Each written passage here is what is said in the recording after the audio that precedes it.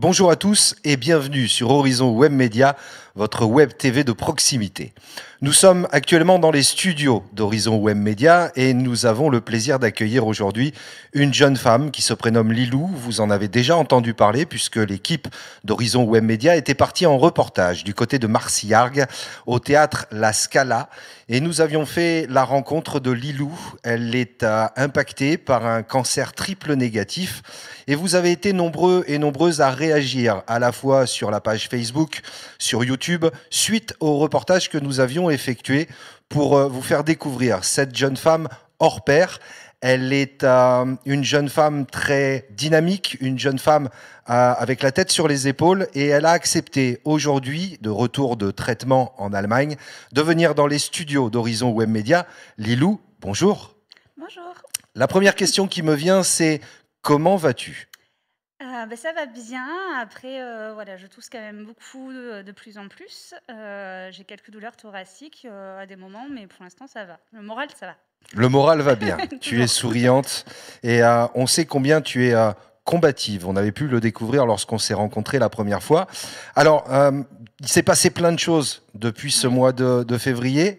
Alors, je précise que Samuel n'a pas pu être là aujourd'hui. On aura l'occasion de faire venir Samuel. Il t'avait réservé plein de surprises. Il y avait plein de choses au moment où nous avons réalisé ce reportage. Donc tu n'étais pas informé. Est-ce que tu peux nous dire qu'est-ce qui s'est passé avant que tu partes en Allemagne ? Oui, alors, après, on avait lancé une chaîne, du coup, de solidarité, pour que je puisse avoir au moins le début du traitement en Allemagne. Donc ça a très, très, très bien fonctionné. Du coup, j'ai eu à peu près 4 000 personnes, du coup, qui ont participé à ma première cagnotte pour que je puisse, du coup, commencer mon traitement. Donc ça m'a vraiment, vraiment touchée. Plein de gens qui se sont mobilisés, des commerçants qui ont mis des boîtes à dons, des personnes qui ont fabriqué, qui ont vendu des poupées, qui ont vendu du matériel, des porte-clés à mon effigie. Ça, c'était vraiment très, très, très généreux et ça m'a beaucoup, beaucoup touchée. Ce qui a fait que j'ai pu partir, du coup, la semaine dernière en Allemagne. Donc tu as pu aller en Allemagne. Oui, j'ai pu. Le montant de la cagnotte était de combien ? Alors, le montant de la cagnotte que j'ai récupéré au début était de 100 000 euros. Voilà, donc j'ai pu avoir 100 000 euros pour le début du traitement. Malheureusement, ma première semaine en Allemagne m'a coûté 90 000 euros, puisque du coup, quand je suis arrivée là-bas, le médecin était assez étonné d'ailleurs de me voir aussi en forme et il a répété plusieurs fois. Je ne m'attendais pas à avoir une personne comme ça quand on voit votre dossier. C'est souvent ce que les médecins me disent d'ailleurs. J'ai eu mon oncologue mardi qui m'a encore dit la même chose, parce qu'il s'attendait vraiment, vu le dossier, vu l'avancée de mon cancer, il s'attendait à avoir quelqu'un de pas très en forme. Donc du coup, voilà. Mais par contre, en relisant mon dossier, il m'a dit il y a besoin d'un traitement très fort. Il faut que je mette 2 vaccinothérapies et 2 immunothérapies. Donc du coup, j'ai eu un traitement un peu de cheval, ce que mon médecin français m'a dit. Mais du coup, ça coûte cher, donc ça m'a coûté 90 000 euros. 90 000 euros. Tu nous parlais de l'avancée de ton cancer. Tu peux nous préciser pour les téléspectateurs, téléspectatrices qui ne te connaissent pas encore, qui te Oui, découvrent. Tu parles d'avancée. Alors ça s'est déclaré au niveau des seins. c'est Et ça. puis ensuite, Alors en fait, c'était en 2019, en octobre 2019, j'ai fait un cancer du sein triple négatif, donc à 29 ans. Donc ça a été un peu dur au début, puisque à 29 ans, les personnes, quand j'ai vu la radiologue, elle m'a dit non, non, c'est rien, rentrez chez vous, vous êtes trop jeune. Donc j'ai insisté, heureusement. Ce cancer, du coup, est resté. Du coup, j'avais une tumeur, elle faisait quand même 80 millimètres dans le sein et dans les ganglions. Donc j'ai fait 8 styles de chimiothérapie différentes en un an. J'ai fait de l'immunothérapie en France, 2 injections. Je me suis fait opérer, j'ai fait de la radiothérapie. Et par contre, en octobre, un an après, on m'a annoncé que du coup, j'avais des métastases pulmonaires, quelques-unes. Donc on a continué les traitements. Je n'ai jamais arrêté les traitements en fait depuis 18 mois. Et en février, on m'a annoncé que les métastases pulmonaires avaient vraiment augmenté, que j'en avais partout dans les poumons, dans le médiastin, que j'avais 50 métastases cérébrales et que du coup, j'en avais dans les os. Donc du coup, il continue à se propager et je crois qu'il est aussi fort que moi, que mon moral. Du coup, il continue malgré la chimio.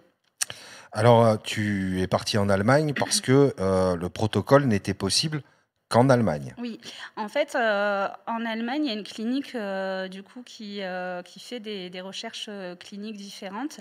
Elle utilise, du coup, enfin, en tout cas, mon protocole à moi, parce qu'elle fait plein d'autres choses, mais là, mon protocole à moi, ça va utiliser 2 immunothérapies qui sont utilisées en France déjà, mais qui sont utilisées pour les cancers, du poumon, les cancers du mélanome. Ça a révolutionné d'ailleurs le cancer du poumon et du mélanome. Grâce à ces immunothérapies, qui sont venues en France, on a pu, soigner, en tout cas mieux, ces cancers-là. Mais en France, il n'a jamais été étudié encore sur le cancer du sein triple négatif. Il me semble qu'il commence à y avoir des études, mais où je ne peux pas faire partie parce que moi, je suis déjà métastasée et que du coup, je crois qu'ils le font en début, avant les métastases. Donc ça arrive petit à petit, mais c'est la seule clinique qui accepte du coup de le faire sur d'autres cancers que ceux qui ont été validés au niveau scientifique. Et je suis allée là-bas parce que j'ai connu, en fait, je connais des filles qui étaient en soins palliatifs et on leur a dit, bah, c'est fini, il vous reste 2 mois. Elles sont allées là-bas, pour certaines, elles sont carrément en rémission, donc elles n'ont plus du tout de métastases. Certaines avaient des métastases depuis 5 ans qui ne partaient pas. En 3 mois, elles sont parties. Et d'autres, ils ont une régression de la maladie et certaines sont vivantes depuis 5 ans. Donc du coup, alors on n'a pas de chiffres, on n'a pas de, voilà, je sais que ça a marché sur les dizaines de filles que je connais. Il y en a que ça marche pas, mais bon, de toute façon, moi, c'est mon dernier espoir parce que sinon, le médecin m'a dit qu'il me restait quelques semaines, quoi, enfin quelques mois. Quelques mois, oui. Je crois que quand on s'était rencontrés le 18 février, il était très urgent que tu Oui. puisses accéder à ce traitement, partir en Allemagne. Et tu m'avais dit qu'on t'avait annoncé qu'il restait peut-être moins d'un an, hein, me semble-t-il. Alors C'est en ce que fait, tu m'avais dit. en octobre, quand j'ai commencé à avoir les métastases pulmonaires, qui étaient encore assez, voilà, j'en avais quelques-unes, on m'a dit moins d'un an. Donc là, maintenant, 50 métastases cérébrales, tous les poumons pris et le médiastin. Le médecin ne donne pas de chiffres, mais bon, on comprend bien que l'évolution en 6 mois, s'il me restait moins d'un an il y a 6 mois, voilà, je sais pas.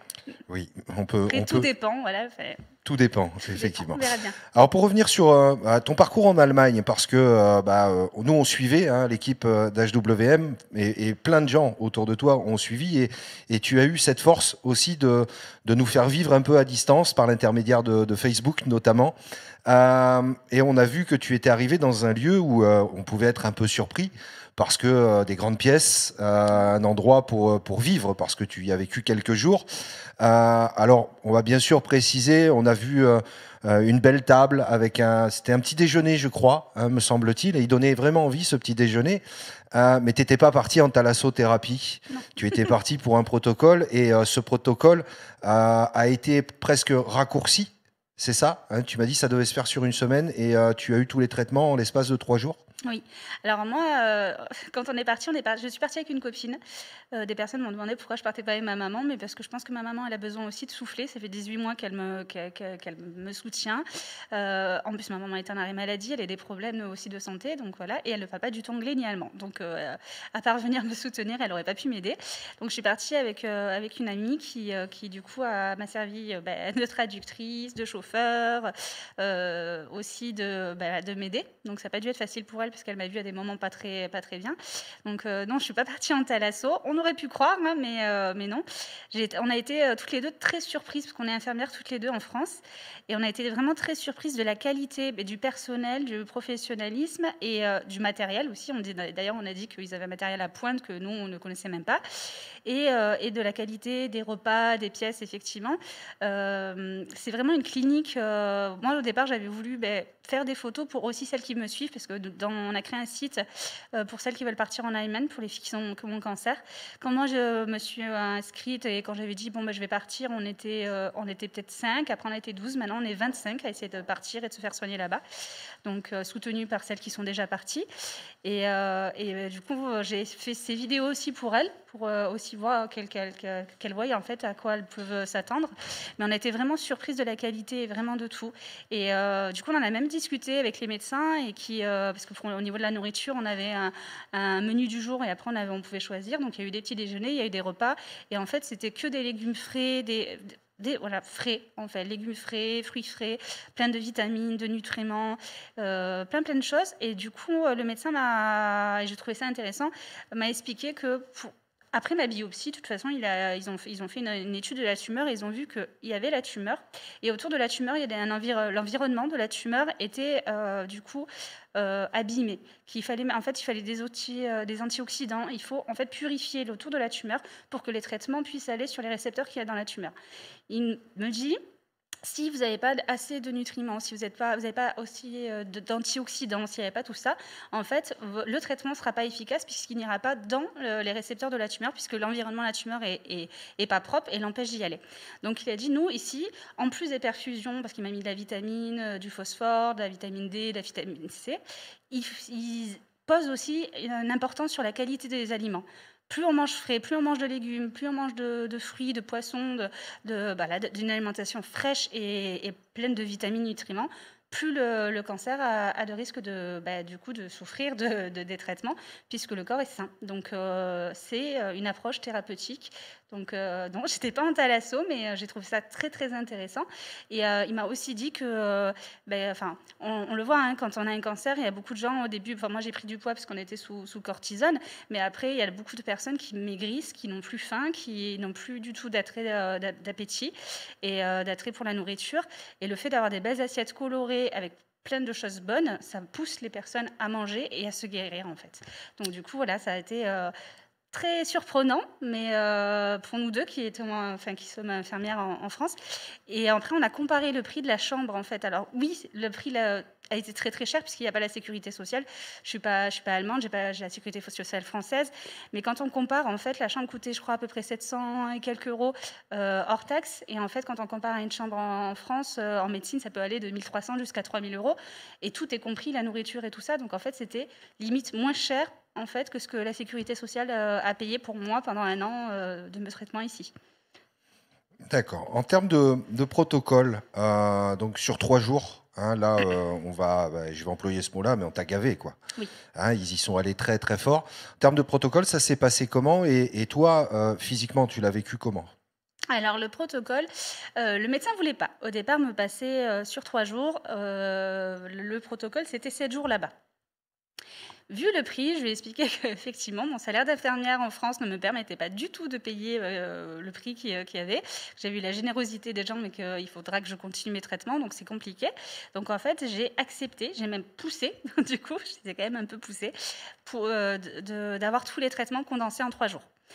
Donc on est resté 4 jours là-bas, mais les gros traitements, je les ai eus condensés en 3 jours. Donc il a beaucoup hésité, puisque du coup, l'immunothérapie est quand même un traitement, on signe un papier comme en France, comme quoi, s'il y a des signes, voilà, c'est une recherche clinique, il peut y avoir des effets secondaires très importants, des inflammations et tout ça. Donc du coup, c'est des traitements qui sont assez lourds, qui peuvent être très difficiles à supporter. Donc au départ, il ne voulait vraiment pas me les mettre d'un coup.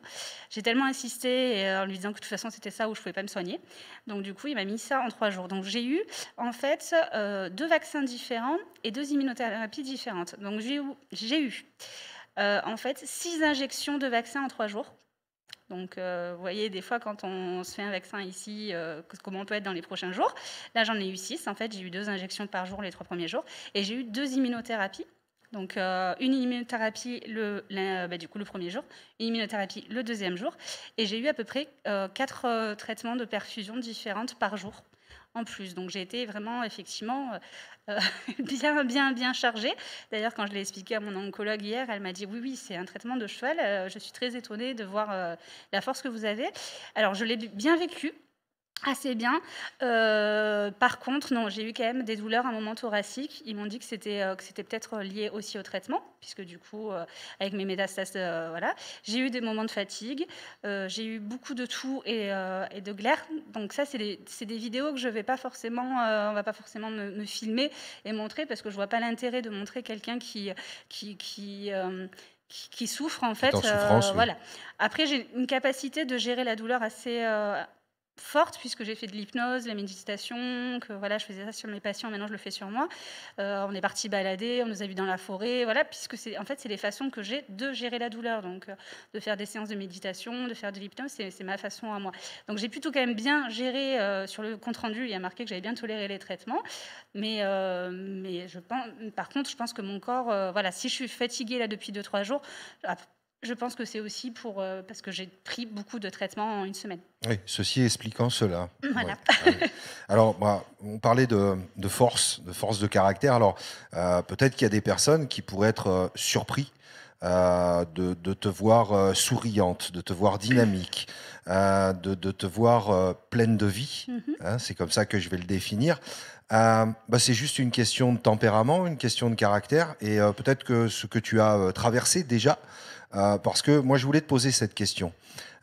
Comment on vit à moins de 30 ans, hein, juste moins de 30 ans, comment on vit le fait de s'entendre dire par des médecins, voilà, vous avez un cancer qui se propage, il y a peut-être une solution, il y a peut-être un traitement, c'est en Allemagne, et puis ça a un coût, et de se dire comment je vais faire, comment tu l'as vécu toi en tant que personne.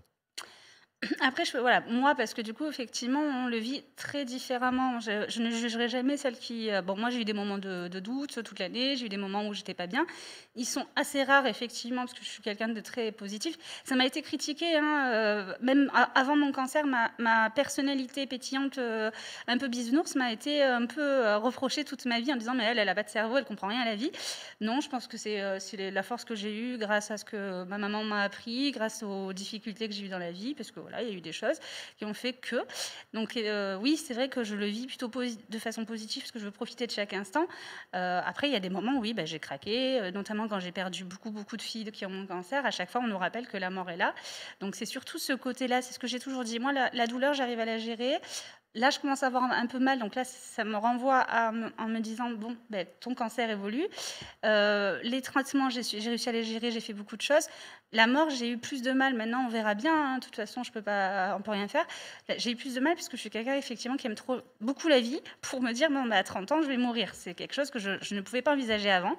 Après, voilà, moi, ma spiritualité, ma façon d'être fait que du coup, j'essaie de le vivre le plus sereinement possible. Après, c'est pas facile. Ce qui est pas facile, c'est de voir sa famille souffrir. Ma maman a beaucoup de mal, d'ailleurs, elle le dit. Elle commence à avoir beaucoup de mal. Elle me voit tousser, donc elle est consciente en fait du risque qu'il y a si j'ai plus de traitement. Donc voilà, la cagnotte, ça a été très difficile pour moi. Mes amis pourraient vous le dire. Là, c'est encore demander de l'argent, l'émotion, oui. l'émotion. Demander de l'argent, j'ai eu du mal. J'étais bénévole quand je faisais mes soins énergétiques sur les gens, mes soins d'hypnose. J'ai toujours fait tout de façon bénévole, sans me faire payer. Et c'est quelque chose que j'avais du mal à demander. Donc là, moi, demander de l'argent pour me soigner, au départ, je voulais pas. Je me suis dit, c'est pas possible, tu peux pas demander de l'argent, notamment dans la société où on est.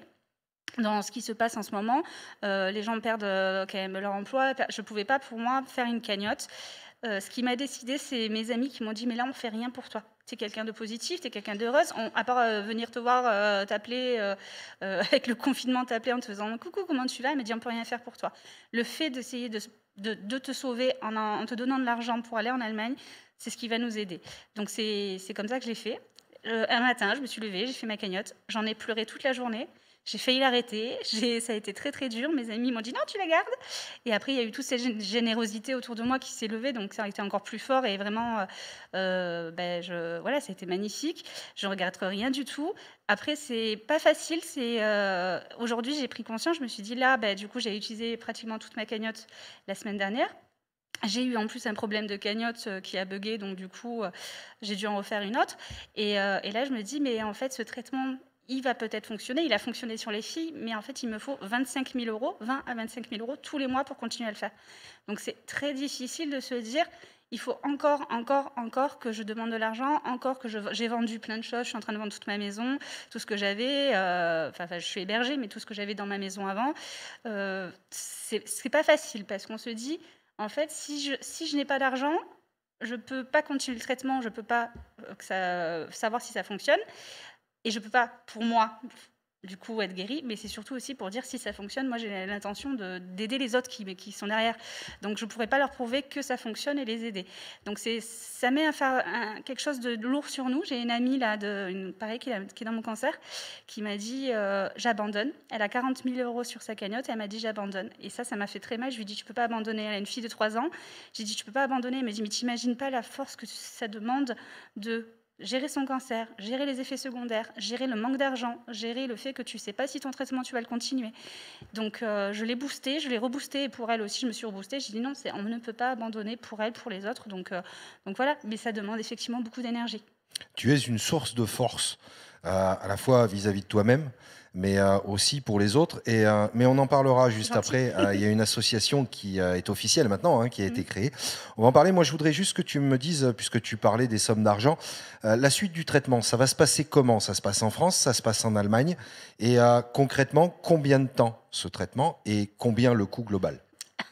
Alors la suite du traitement, normalement l'immunothérapie, le médecin, bon, il aimerait bien que j'y aille toutes les 2 semaines. Je lui ai dit que c'était pas possible, niveau financier, c'est pas possible, donc il m'attend toutes les 3 semaines pour refaire mes 2 injections d'immunothérapie et après c'est donc toutes les 3 semaines et après la vaccinothérapie, c'est tous les 3 mois. Il m'avait dit 2 mois, il m'a bien conseillé 2 mois, donc si j'ai l'argent, je le ferai pour, 2 mois et demi.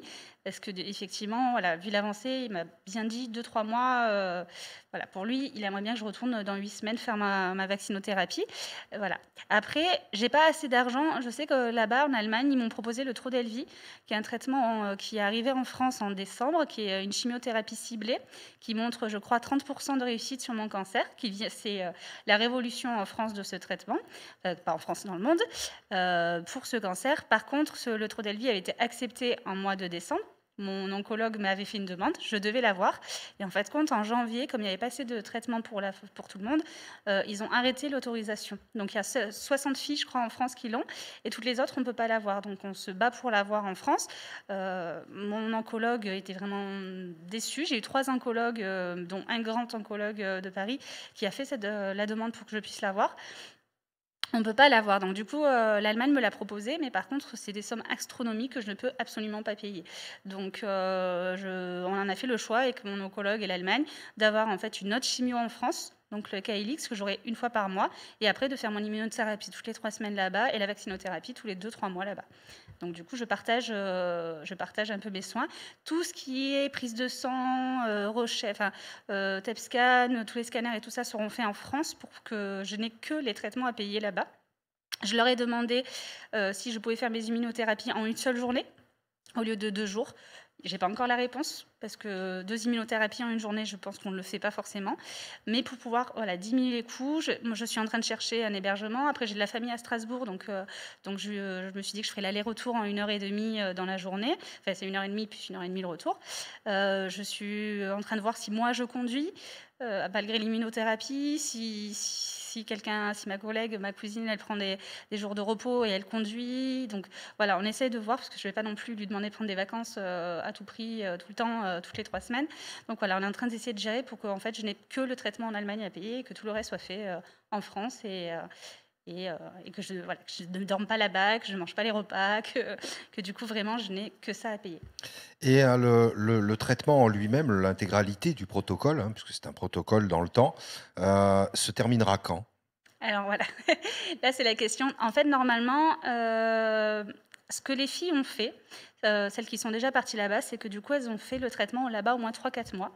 Donc elles ont eu, il y en a qui ont eu 180 000 € à peu près pour les 3-4 mois, du coup. Et après, elles ont fait une demande en France, comme en fait elles ont été carrément en rémission ou qu'elles ont vu vraiment une régression de la maladie.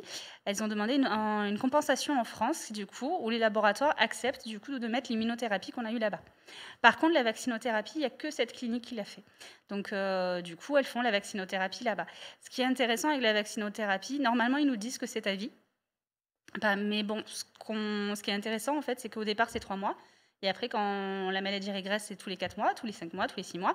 Donc, du coup, une vaccinothérapie coûte 6 000 € tous les 5-6 mois. 1 000 € par mois, c'est plus facile à avoir que 30 000 € en un mois. Donc, les filles font ça, en fait. Elles font un vaccin tous les 6 mois, à peu près, d'immunothérapie en Allemagne. Et elles essayent, en tout cas, on a monté des collectifs et tout ça pour montrer que ce traitement a fonctionné et que du coup, pour le ramener en France.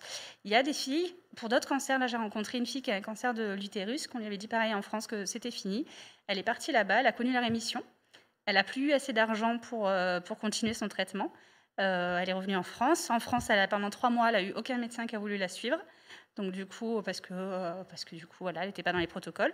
Son cancer est revenu. puisqu'elle avait arrêté les traitements. Là, elle a retrouvé enfin un oncologue qui a décidé de la suivre.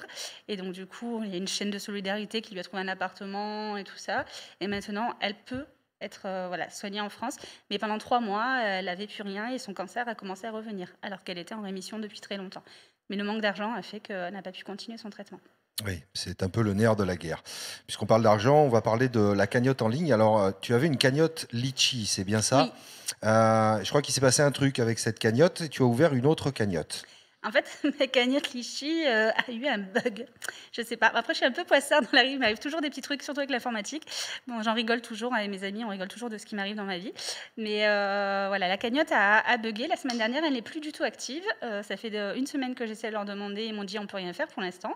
Donc sur la cagnotte, il y avait Alors, j'ai pratiquement utilisé tout l'argent qu'il y avait sur la cagnotte. Je crois qu'il reste 5 000 € qui vont bientôt me donner. Donc ne vous inquiétez pas pour ceux qui ont donné. Par contre, du coup, elle est plus fonctionnelle. Alors, c'était bien embêtant, elle avait fait le tour du monde, il y avait beaucoup de gens qui donnaient, elle a été partagée par des célébrités, elle a été partagée par plein de choses, plein de gens, voilà. Donc du coup, je me retrouve avec une cagnotte qui tourne, mais qui ne fonctionne pas. Donc j'ai dû en recréer une PayPal il y a 2-3 jours pour pouvoir financer mon traitement dans 3 semaines. Donc, c'est une cagnotte PayPal. PayPal. On peut y accéder comment? Alors sur mon site Lilou Amoureuse de Vie, vous avez, de toute façon elle va être un petit peu partout. Sur ma page Lilou Tumeur de Vie aussi, là que je suis en train de remettre au goût du jour, il y a la cagnotte. Je pense que vous aurez le lien aussi, donc voilà.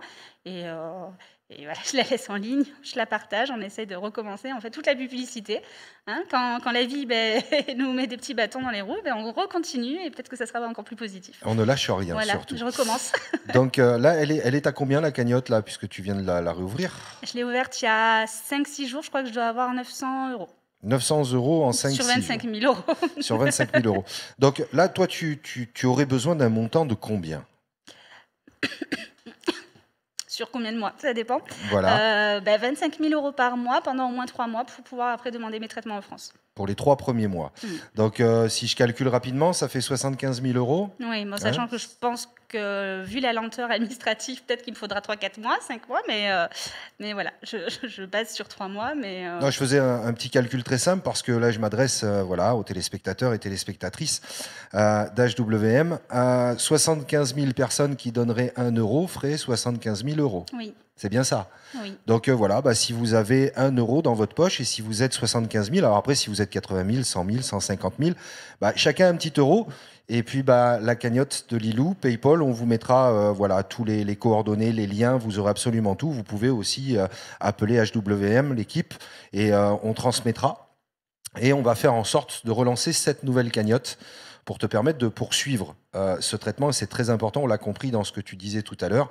Il ne faut pas arrêter le traitement en cours de route. Donc voilà, on va tout faire pour. C'est ce qui est très beau d'ailleurs, c'est que j'ai des personnes qui... Et j'ai été très très touchée de ça. J'ai des personnes, j'ai des restaurateurs qui ont eu une vie très difficile cette année, et qui m'ont dit mais nous on n'a pas les moyens de te donner beaucoup. Par contre, on va te donner 10 € tous les mois, le temps que tu aies tes traitements. Et je trouve ça magnifique parce que du coup, j'ai eu 4 000 personnes qui ont participé à la première cagnotte. Mais là, j'en ai pas beaucoup. J'en ai quelques-uns qui sont en difficulté financière et qui m'ont dit je te donne 10 € tous les mois. Mais je les oublierai pas, ces personnes-là, ça c'est sûr, dès qu'ils réouvrent le resto et tout ça. Mais j'ai trouvé ça magnifique de se dire, ils n'ont pas les moyens, du coup ils me donnent par mois en fait. Et je trouvais ça très très beau. Et tous les gens qui m'ont aidé, je trouve ça magnifique. Le principe d'une chaîne de solidarité. Oui. Voilà, ça fonctionne comme ça. Alors, il y a la cagnotte en ligne, il y a donc l'association Les Mousquetaires de Lilou. Tu nous en avais parlé, mais elle n'était pas encore officielle. Oui. Là, ça y est, elle est officielle. Alors, l'association Les Mousquetaires de Lilou, c'est pour toi, mais c'est pas que pour toi. Tu as un but derrière tout ça. Oui.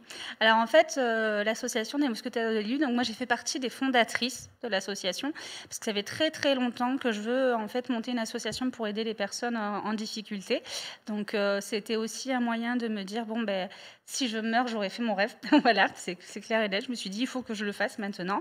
Et donc je suis juste la fondatrice avec d'autres fondatrices, mais je fais pas partie de l'association puisque effectivement la première mission de l'association, en tout cas la mission financière de l'association, c'est me payer les traitements. Donc du coup, j'ai beaucoup de personnes qui se sont rentrées dans l'association ou qui participent, qui vendent des objets, qui fabriquent des choses, donc c'est magnifique pour pouvoir me payer les traitements. Mais en fait, le but est plus large. C'est-à-dire qu'effectivement, moi, c'est le but financier, c'est de pouvoir au moins me guérir parce que c'est une urgence, ou en tout cas faire régresser la maladie, mais c'est une urgence, il faut que je le fasse maintenant parce que sinon je ne serai plus là pour gérer. Mais après, l'association est ouverte en fait déjà pour plusieurs missions en fait. Elle a des missions d'aider des personnes en difficulté, que ce soit financière, sociale, familiale, générale. Elle a aussi la mission d'aider de toute façon les filles qui sont comme moi, avec un cancer, triple négatif ou pas, pour monter l'information, pour faire de la prévention, pour qu'on puisse nous entendre, pour qu'on puisse enfin avoir les traitements en France novateurs et pas avoir besoin de faire ce que je suis en train de faire et ce que d'autres filles font autour de moi, d'aller en Allemagne avec des sommes astronomiques. Donc elle a ce but-là. Donc j'ai rencontré des politiques, je vais encore rencontrer d'autres politiques pour faire, entre guillemets, bouger les choses. Et après, elle a des missions plus générale, elle fait de la promotion de la santé dans les collèges, elle rencontre les personnes, on soutient d'autres personnes. Malheureusement, on a perdu une triplette, comme on nous appelle, il y a quelques semaines, qui avait 33 ans, qui est une fille de 6 ans. Et donc, du coup, l'association a décidé aussi d'envoyer des cadeaux, d'envoyer des dessins, de soutenir cette petite fille pour qu'elle ne se sente pas seule, parce qu'elle s'est battue auprès de sa maman pendant très longtemps. Et donc, du coup, l'association fait aussi du soutien aux personnes endeuillées, fait plein de choses, fait aussi du soutien à la périnatalité, parce que c'est quand même nos professions aussi. Elle a été montée par 3 infirmières. Donc, du soutien aux parents qui ont des difficultés à l'enfant. Elle est assez générale. Elle est vraiment assez générale. Par contre, effectivement, je suis la mission prioritaire. Je remercie d'ailleurs les personnes de l'association pour que j'aille me faire soigner en Allemagne et pour pouvoir revenir et encore plus donner du coup aux autres. On sent que tu as envie de transmettre de par ton parcours et puis que tu as envie d'aider plein de personnes pour plein d'autres raisons. Oui. Tu parlais du cancer, mais apparemment, effectivement, pour d'autres raisons aussi. Et puis souvent, il y a les personnes atteintes par la maladie et puis il y a les proches. Et souvent, on oublie un peu les proches aussi. Donc voilà, au travers de cette petite fille Oui. que vous voulez aider. Et puis, il y en aura beaucoup d'autres, j'en suis certain. Les contacts de l'association, puisque, alors je vais rappeler, les Mousquetaires de Lilou, il y a une page Facebook. Oui. C'est bien ça. Donc c'est tout en minuscule, tout attaché. Les Mousquetaires de Lilou @gmail.com et un numéro de téléphone de l'association, le 07 77 80 62 62. Il s'affiche en bas de votre écran. Je vous le redonne, 07 77 80 62 62, le numéro de téléphone de l'association Les Mousquetaires de Lilou. Si vous avez envie de participer, de quelque manière que ce soit, de contribuer. De contribuer, donc ça peut être, il y en a qui font des dons, il y a des personnes qui ont décidé de faire des cours de sport et de faire payer les cours de sport et au bénéfice de l'association. On a eu beaucoup d'événements, on a eu un concert qui a été fait aussi au nom de l'association et magnifique, un concert virtuel, que je les remercie. On a une course virtuelle qui a été faite par un coach sportif où en fait les personnes, tous les dons ont été faits pour l'association. Là, on devait malheureusement faire un vide-grenier la semaine prochaine. On a mis plein d'autres événements qui devaient arriver, mais avec le confinement, raison sanitaire, voilà, on ne peut plus le faire, donc on a arrêté tous nos événements. Mais quand ça réouvrira, ou quand ça fera autre chose, toute personne peut proposer des choses. Il y a des gens qui ont vendu des affaires sur Internet, qui du coup donnent. Il y a vraiment toute proposition. Il y a des personnes, je sais que par exemple j'ai des collègues qui font des massages bébés dans la relation mère-enfant, du coup qui en plus travaillent sur la périnatalité, et tous les dons sont versés à l'association. Donc on peut, par nos petits moyens ou par nos grands moyens, par notre profession. Moi, pour l'instant, là, du coup, je peux plus, mais je fais aussi des soins d'hypnose, je fais des soins de médecine chinoise. Donc, il y a d'autres personnes qui vont faire, du coup, d'autres soins à ma place, qui vont rentrer dans l'association, des soins de massage, de thérapie, d'aide psychologique. Donc en fait, chacun, selon sa profession, peut participer à l'association pour aider, du coup, les personnes qui sont en difficulté et pour ramener des dons aussi voilà, pour l'association. Donc, tout moyen est bon à prendre. On peut pas en répondre, on essaie de répondre le plus vite possible. Après, comme ça commence à prendre de l'ampleur, peut-être qu'on ne vous répondra pas dans l'heure, mais du coup, on est assez présent. Il y aura un retour de toute façon. Oui. Et puis, il y aura un suivi aussi, puisque sur Horizon Web Média, nous ferons le suivi à la fois de ton parcours. Oui. Et puis, tu viendras quand tu voudras. Voilà, et quand tu pourras. Moi, je voudrais te remercier d'être venu jusqu'à nous aujourd'hui. Je sais que tu étais un petit peu plus fatigué Oui. ces derniers jours. Je tousse pas mal. Et te remercier aussi pour voilà, ce sourire, cette force que tu dégages, cette envie à la fois de t'accrocher pour toi, mais je le sais, pour les autres. Et si peut-être vous vous posez la question de dire, comme Lilou a eu cette question en tête, pourquoi pour moi, hein, c'est ce que tu m'avais dit, pourquoi pour moi, j'ai envie de dire, aidez Lilou parce que peut-être un jour, ce sera pour vous. Donc voilà, et puis devenons tous mousquetaires de Lilou. On va faire passer le message. Lilou, un grand merci. Est-ce que tu voulais rajouter quelque chose et peut-être des personnes que tu avais envie de citer, de nommer, profiter d'être sur Horizon Web Média Je pense pour que le faire. je vais pas réussir à citer tout le monde et après je vais me faire gronder si j'en cite, dont une personne qui est derrière moi qui va me gronder si je la cite.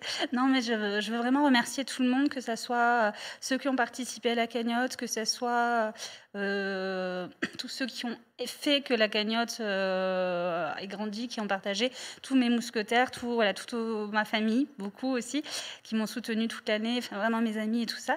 Et les triplettes, en fait, qui m'ont vraiment donné envie de me battre pour elles, parce que certaines le vivent facilement comme moi, certaines le vivent plus difficilement, mais vous me dites tous, t'es une warrior, t'as de la force, mais non, en fait, moi je le vis peut-être avec un sourire, elles peut-être certaines le vivent moins avec le sourire, mais par contre c'est des warriors aussi, et celles qui sont parties, c'était des warriors aussi, elles se sont battues jusqu'au bout, et donc voilà, je pense vraiment fort à elles, parce que ça fait un an qu'on se soutient, et j'espère vraiment pouvoir ramener ce traitement en France. Et ce qui est bien, c'est que du coup les choses commence à bouger pour moi, mais en même temps, le collectif aussi bouge. Donc, du coup, mon histoire a fait le tour, mais en même temps, il y a plein de petits trucs qui bougent partout, d'autres filles qui font pareil. Donc, en fait, j'ai l'impression que là, on va vraiment faire bouger les choses. Pas forcément que mon histoire, mais tous les petits bouts rassemblés font que ça va bouger pour elles et leur famille, et pour les 13 000 filles qui ont ce cancer, et pour toutes les suivantes. Voilà. Et le dernier mot, c'est vraiment que ce soit femme ou homme, parce que ce cancer touche les hommes à 1%, mais il y a des hommes qui sont touchés, mais malheureusement, comme quand on est jeune, on leur dit non, vous êtes un homme, on ne vous croit pas. Donc voilà, protégez-vous, regardez, si vous avez quoi que ce soit, allez voir le médecin, parce que du coup, insistez, il y a beaucoup de filles qui ont été découvertes trop tard, parce qu'on ne les écoutait pas, parce qu'elles étaient trop jeunes, parce que c'était pas connu. Donc voilà, et que ça soit pour le cancer ou que ça soit pour autre chose. Voilà, pas psychoté et stressé, mais si vous sentez quelque chose, jusqu'à que vous ayez les bons examens, faites-le. Parce que moi, si j'avais pas insisté, je serais plus là. Oui, faire une levée de doute. Hein, il vaut mieux aller voir son médecin et puis entendre que c'est anodin plutôt que de passer à côté. Oui. Donc voilà, faites-le. Si vous êtes impacté, si vous êtes peut-être perdu, vous ne savez plus, vous rapprochez des mousquetaires de Lilou et puis vous allez voir, il y a plein de personnes autour de tout ça. Et moi, je suis persuadé que dans les semaines et les mois à venir, les mousquetaires vont devenir légion, Lilou. J'en suis certain. C'est possible. Encore une fois, un grand merci à toi. Merci beaucoup. Merci de nous avoir suivis sur Horizon Web Média, votre média de proximité. On se retrouve très prochainement. Et Lilou, tu nous tiens informés de la suite. Pas de souci. Merci. Au revoir. Merci.